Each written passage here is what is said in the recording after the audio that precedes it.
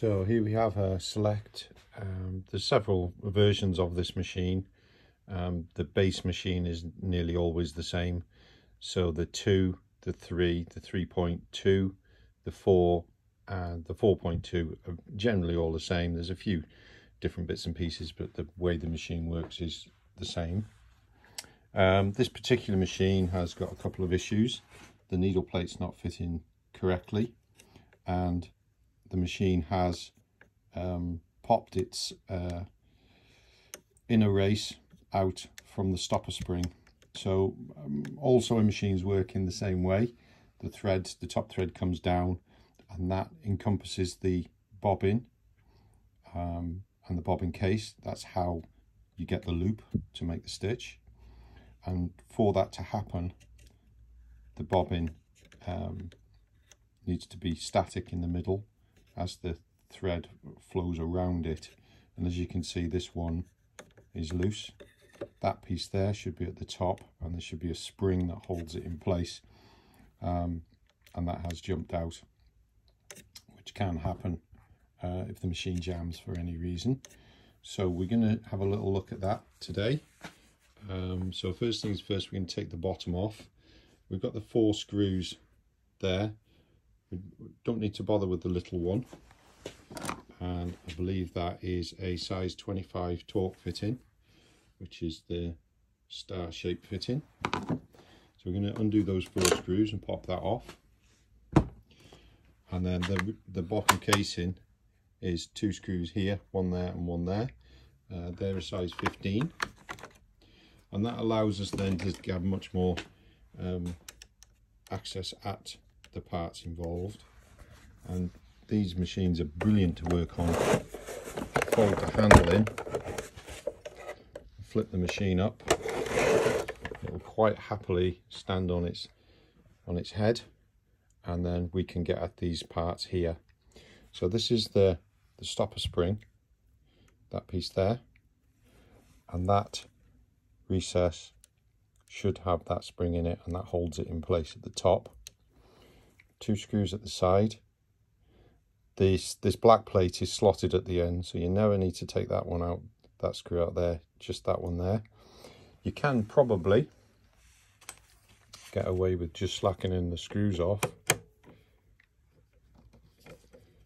We're going to whiz it off because we want to have a look at the state of the spring. So we're going to take that one out, rid of that thread, and then slacken this one off.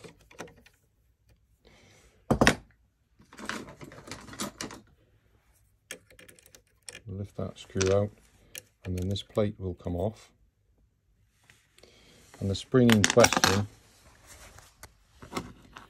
doesn't look much like a spring, but it's that thin plate that goes around the edge.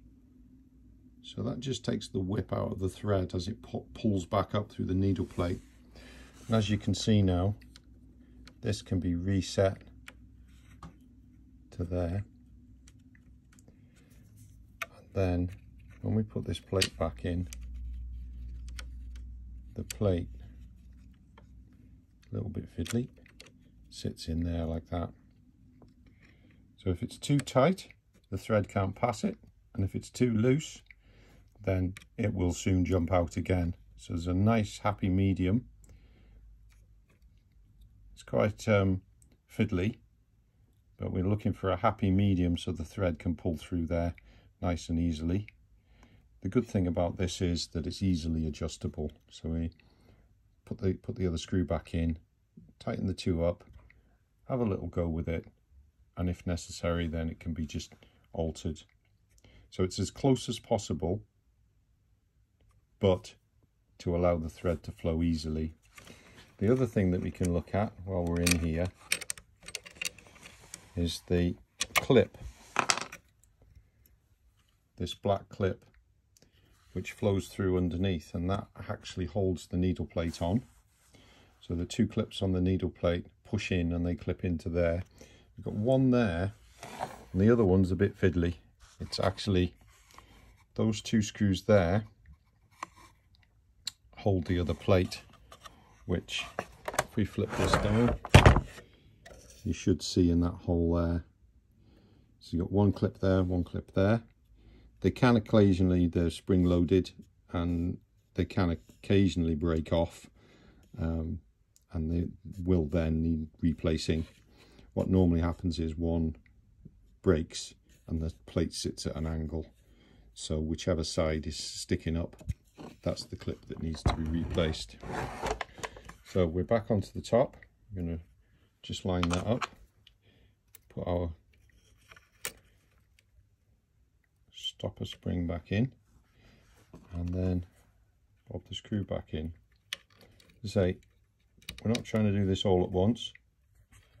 What we're going to do is get everything lined up and into position, and then we'll make fine adjustments as we're going along. Get the screw started. There we are.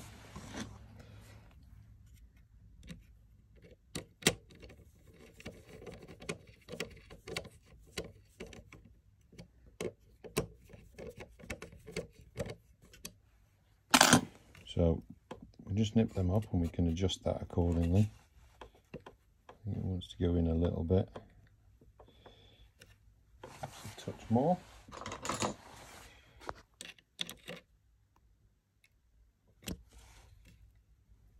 Okay. Now these screws are quite soft, so just watch how tight they go. They don't have to be super tight. Disaster, that's what happens when you haven't got three hands. There we are. Okay, so once that's back in, we flip the machine back around, and then we can have a look. You can see that one clip there, and there should be another clip in that hole there, and this one's broken off on this machine, so you should have two of those, one there and one there. So that clip on that side will need to be replaced. It is the more difficult one actually, because the screws are really fiddly, but with tweezers and a little bit of patience it's more than possible to get that sorted. So we would run the machine, put the plate back on, run the machine without the base plate. As long as we make sure no thread's going to get caught in there, we can run the machine, give that a try. If the stitch is good, then the most likely is that we've got that sorted, and we can then put the base on and the cover back on.